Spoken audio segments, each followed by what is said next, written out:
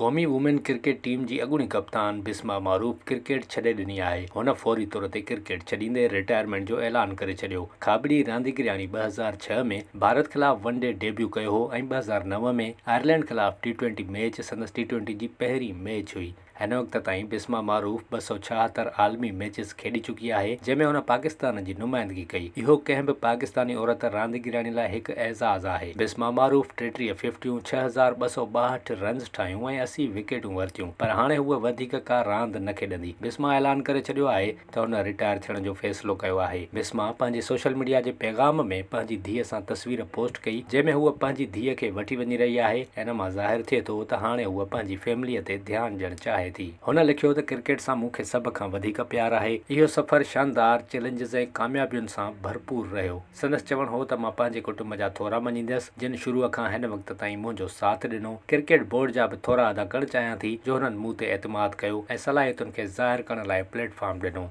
मां माउ बणिजण जे बावजूदि मुल्क जी आला सतह ते नुमाइंदगी कई। पंहिंजे पैगाम में हुन चयो त साथी रांदीगरयाणियुनि, घर भातियुनि ऐं पुरस्कारनि हर क़दम ते मुंहिंजो साथ ॾिनो। बिस्मा 2010 ऐं 2014 में एशियन गेम्स में 2 भेरा गोल्ड मेडल बि खटे चुकी आहे। बिस्मा पाण क्रिकेट तां रिटायरमेंट जो को सबबु नाहे ॿुधायो। सभु संदसि लाइ नेक ख़्वाहिशुनि जो इज़हार करे रहिया आहिनि।